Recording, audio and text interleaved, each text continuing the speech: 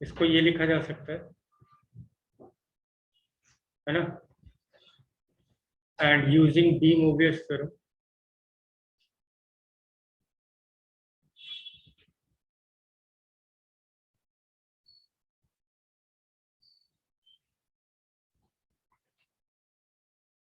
इसको ये लिखा जा सकता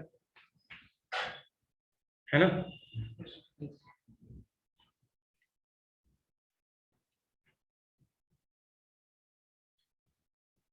So this is 1 plus 1 upon z is equal to this. 1 को लेफ्ट में ले जाता हूं,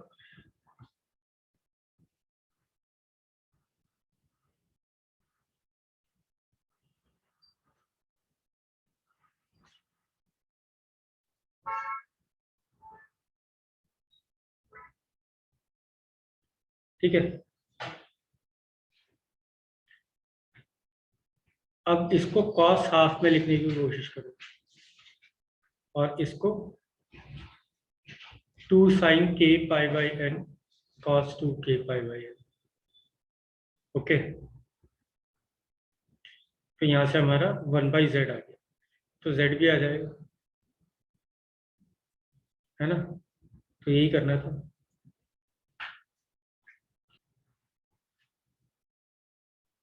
जब तुम इस पूरे को सिंप्लीफाई कर लोगे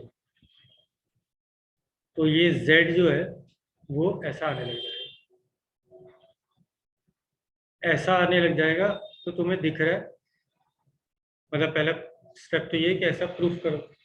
जब ऐसा आ जाएगा तो तुम्हें दिख रहा है कि z is equal to minus half minus iota by 2 cos, यहाँ पे आएगा k पाई बाई n। तो यहाँ दिख रहा है कि इसका रियल पार्ट हमेशा माइनस हाफ है, यानी ये x is equal to minus half, इस वाली लाइन पे लाई करेगा हमेशा, है ना। यही प्रूफ करना है।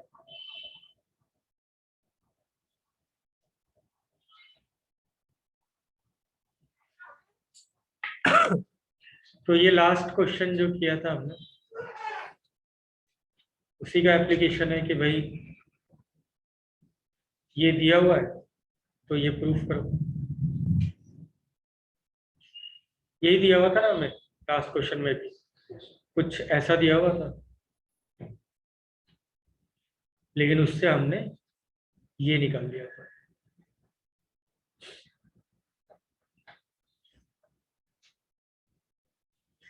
तो अगर तुम ध्यान से देखोगे तो ये क्या लिखा हुआ है, ये लिखा हुआ है सिग्मा रियल पार्ट ऑफ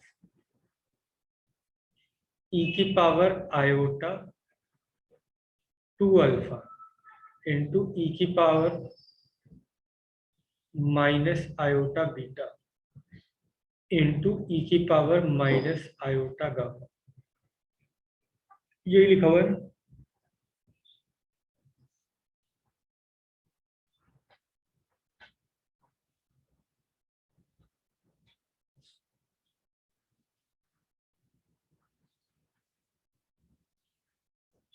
तो दूसरे तरीके से देखें तो ऐसी चीज आ जाएगी, अगर मैं z1 square upon z2 z3 लिखूं, है ना। z1 स्क्वायर तुम्हारा ये हो जाएगा, 1 बाई z2 ये हो जाएगा, 1 बाई z3 ये हो जाएगा। इसका सिग्मा,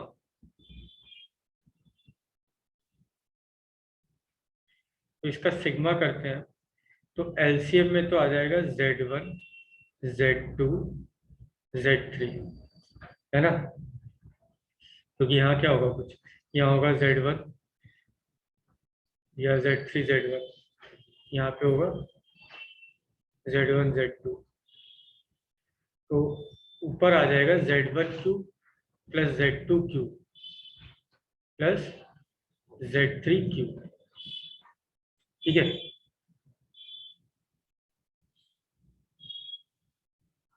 अच्छा हमें मालूम है Z1 cube plus Z2 cube plus Z3 cube. अगर A plus B plus C 0 होता है तो A cube plus B cube plus C cube क्या होता है? 3ABC,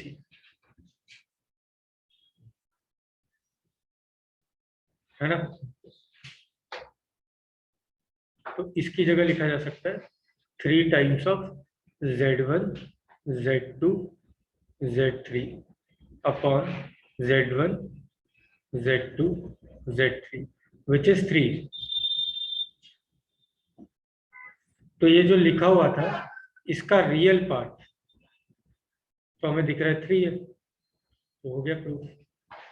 और इसका इमेजिनरी पार्ट यही सॉल्व करके निकाला है हमने, है ना? तो इसका इमेजिनरी पार्ट कितना है यहाँ पे? 0, तो वो आ गया 0।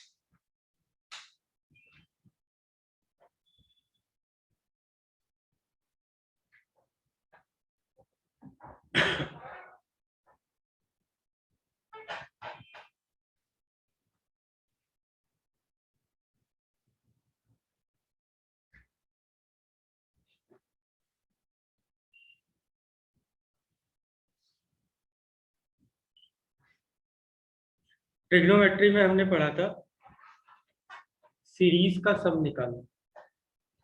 ट्रिग्नोमेट्रिक सीरीज साइन और कॉस में अगर एंगल्स एपी में है तो उनका हमने सम निकाला था। ठीक है, उसका फॉर्मूला बनाया था कि साइन में एंगल्स जो है एपी में है, कॉस में एंगल्स अगर एपी में है तो उधर की क्या होता था? ये होता था sine of common difference of angle divided by 2 से हम ऊपर नीचे मल्टीप्लाई करते थे। उसी चीज को, उसी सीरीज का सम हम दूसरे तरीके से भी निकाल सकते हैं यूजिंग कॉम्प्लेक्स नंबर। कैसे? मान लो जैसे इस सीरीज का सम निकाल, तो इस सीरीज को मैं बोल देता हूं आई। ठीक है, इसका निकालना है मेरे को। और एक और सीरीज मान लेता हूं मैं जिसको जे लिख देता हूं। ठीक है, और अब मैं लिख रहा हूं ई प्लस आयोटा जे। तो वो क्या हो जाएगा? Cos theta plus iota sine theta plus cos 2 theta plus iota sine 2 theta and so on up to cos N theta plus iota sine N theta. ऐसा आ जाएगा ना? अब ये क्या लिखा हुआ है? ये लिखा हुआ है ई की पावर आयोटा थीटा। ये क्या लिखा हुआ है? ई की power iota 2 theta and so on up to e की पावर आयोटा एन थीटा। अब ये तो जीती है, तो इसका सम क्या हो जाएगा? First term into common ratio. Common ratio ये हो गया कि power number of terms -1 divided by common ratio -1, ठीक है।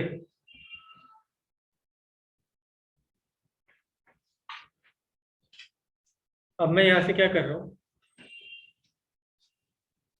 नीचे से e की power iota theta by 2 common ले लो, ध्यान दो।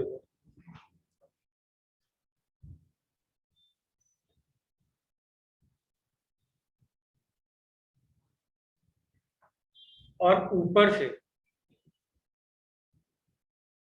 e की power iota n theta by 2 ले लो कॉमन।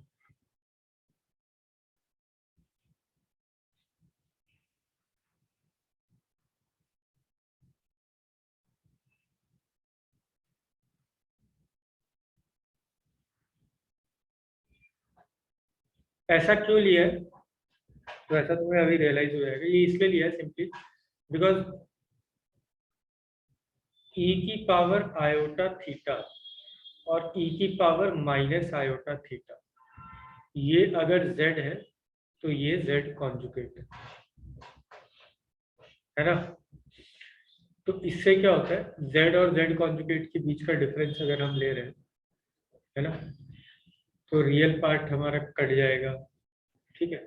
ऐसे ही अगर सम ले रहे होते तो इमेजिनरी पार्ट कट जाता, तो उस वजह से सिंप्लीफिकेशन में आसानी है। तो यहाँ से अगर देखोगे तो एक थीटा बाई 2 और एक थीटा बाई 2 यहाँ से कैंसिल आउट हो जाएगा। ऊपर ओवरऑल बचेगा e की power iota theta n plus 1/2, है ना। ये थीटा बाई 2 बचेगा यहाँ से कट के, और ये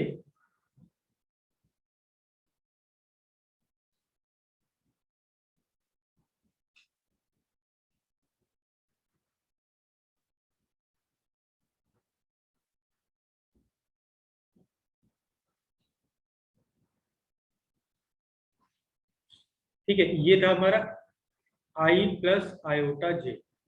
हमें जो सीरीज निकालनी थी वो था i, है ना। i यानी रियल पार्ट इधर का, तो यहाँ से भी रियल पार्ट ले लेंगे। तो अभी क्लियरली दिख नहीं रहा है, तो रियल पार्ट और इमेजिनरी पार्ट क्या है वो देखने के लिए क्लियरली मैं इसको जरा वापस एक्सपेंड कर देता हूँ। तो मिलेगा cos n plus 1/2 theta plus iota sign n plus 1/2 theta. ऊपर लिखा है z माइनस जेड कॉन्जुगेट, तो z minus Z conjugate is twice iota imaginary part of z,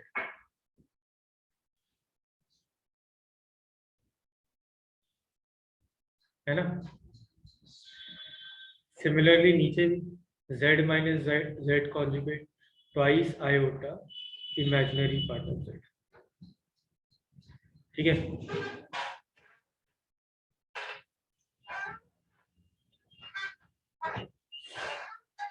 अब i यहाँ से क्या हो जाएगा, तो i यहाँ से रियल पार्ट यानी this into this divided by this, ठीक है।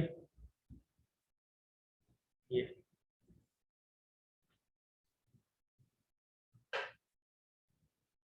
राइट,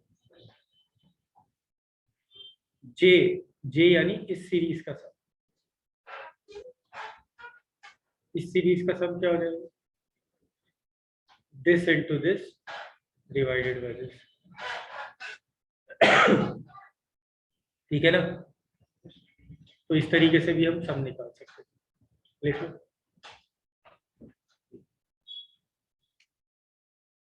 लिख लिया ना।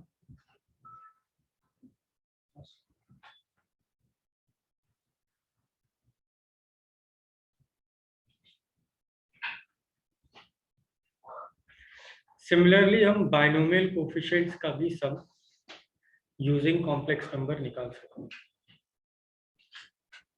ठीक है।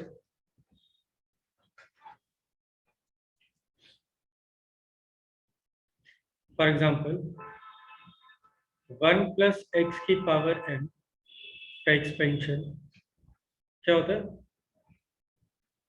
NC0 plus NC1। अच्छा, ये n लिखने की जरूरत नहीं है, C0 लिखा हो तो उसका मतलब भी NC0 ही है।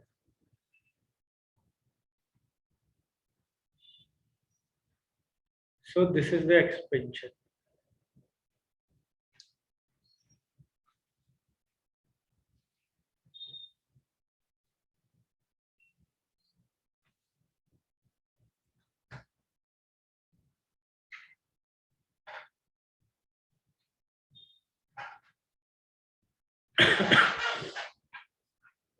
है ना?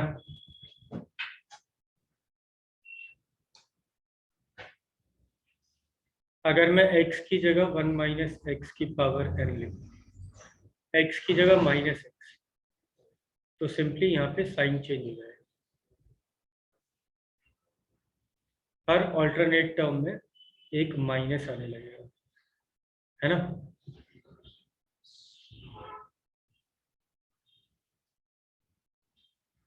अब इन दोनों का सम कर लो।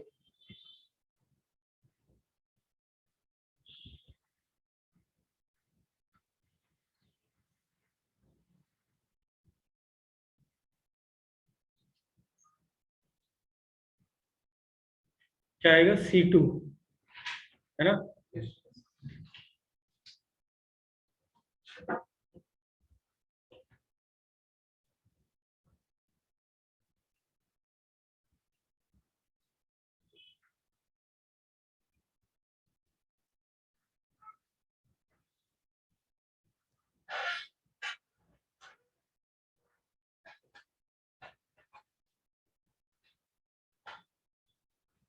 ठीक है,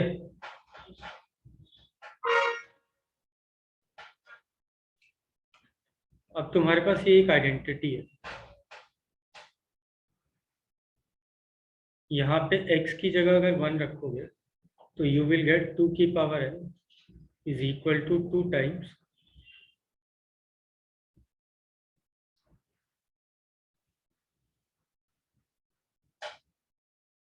जो कि हम बाइनोमियल में भी प्रूव कर सकते हैं विदाउट यूजिंग कॉम्प्लेक्स नंबर अभी तक। अच्छा, अब मैं x की जगह एक काम कर रहा हूँ, मैं x की जगह आयोटा रखूँ।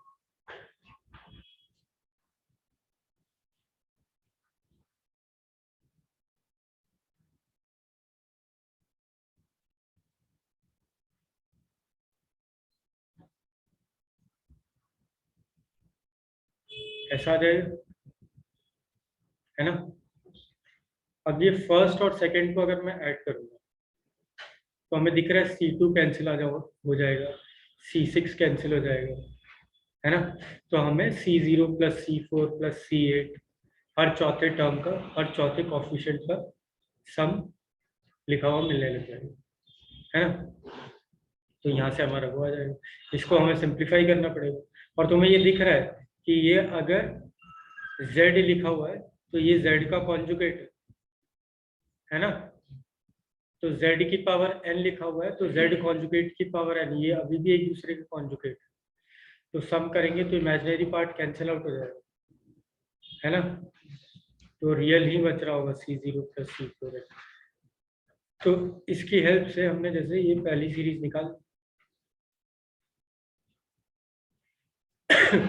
सिमिलरली सब्ट्रैक्ट करते तो ये तीसरी वाली आ जाती, ठीक है?